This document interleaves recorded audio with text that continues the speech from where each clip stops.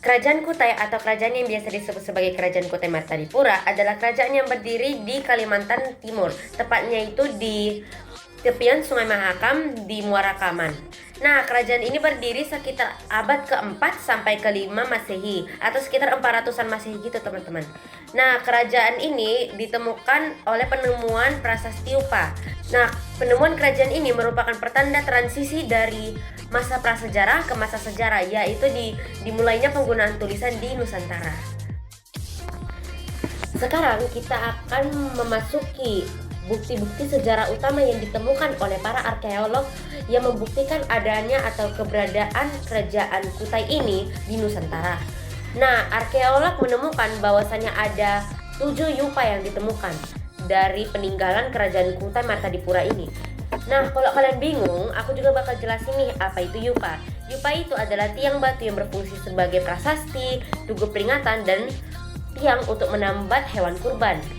Nah, ciri fisik dari yupa yang ditemukan ini, dia itu menggunakan bahasa Sanskerta dan juga menggunakan penulisan yaitu huruf Pallawa yaitu aksara yang berasal dari daerah India Selatan.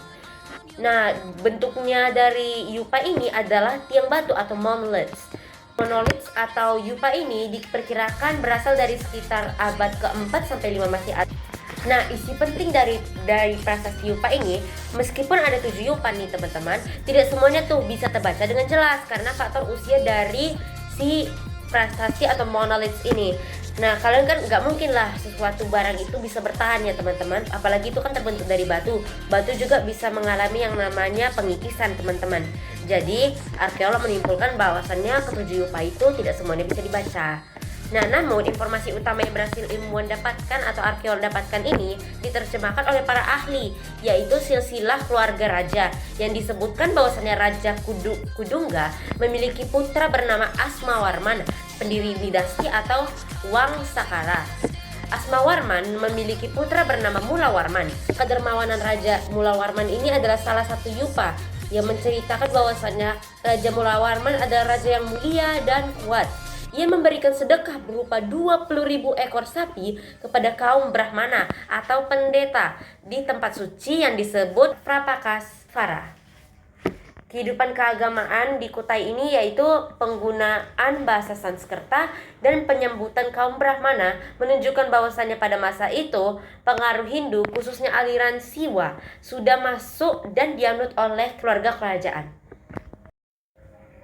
Selanjutnya itu ada wilayah kekuasaan atau luas kekuasaan dari kerajaan Kutai Martadipura ini.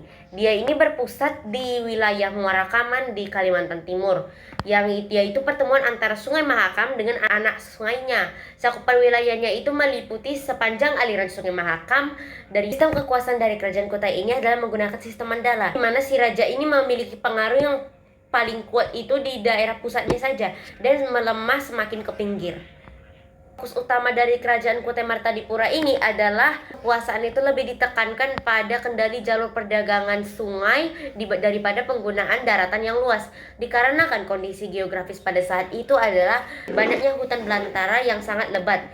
Sama kerajaan Kutai dengan kerajaan atau bangsa lain pada masa itu lebih banyak bersifat hubungan dagang dan budaya daripada aliansi politik formal. Terletak secara strategis nih teman-teman di tepi Sungai Mahakam Kutai. Kutai ini menjadi titik singgah penting dalam jalur pelayaran internasional yang menghubungkan India dan Tiongkok. Bukti terkuatnya adalah kerjasama ini adalah penggunaan aksara Pallawa dan bahasa Sanskerta pada prasasti yupa yang menunjukkan adanya interaksi erat dengan kaum intelektual dari agamawan dari India. Selain itu, hubungan dagang ini memungkinkan terjadinya pertukaran komoditas hutan dan hasil bumi Kalimantan dengan barang-barang mewah dari luar negeri yang pada akhirnya memperkuat posisi ekonomi dan memfasilitasi masuknya pengaruh Hindu-Buddha ke Nusantara. Sistem pemerintahan kerajaan Kutai merupakan bentuk peralihan dari pola kesukuan asli Indonesia menjadi sistem monarki absolut yang bercorak Hindu. Perubahan ini ditandai dengan munculnya sistem dinasti atau Wangsakarta, di mana kepemimpinan diwariskan secara turun-temurun dalam keluarga raja, menggantikan sistem pemimpin suku yang lama. Raja memegang kekuasaan tertinggi dengan dukungan penuh dari kaum Brahmana atau pendeta sebagai penasihat spiritual dan pemberi legitimasi keagamaan.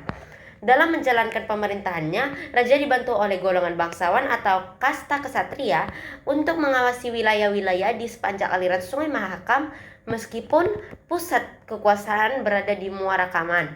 Sistem pemerintahan ini bersifat mandala seperti yang dijelaskan sebelumnya nih teman-teman, di mana daerah-daerah pedalaman tetap dipimpin oleh kepala suku setempat yang menyatakan kesetiaan dan memberikan upeti kepada raja sebagai bentuk pengakuan kedaulatan.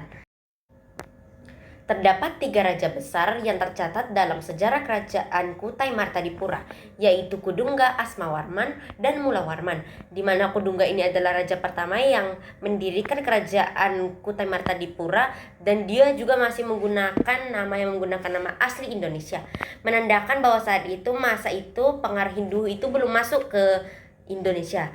Kepemimpinannya ini kemudian diteruskan oleh putranya yaitu Asmawarman yang dianggap sebagai pendiri dinasti Wangsakarta karena ia sepenuhnya mulai mengadopsi budaya India untuk dalam melakukan upacara keagamaan Hindu.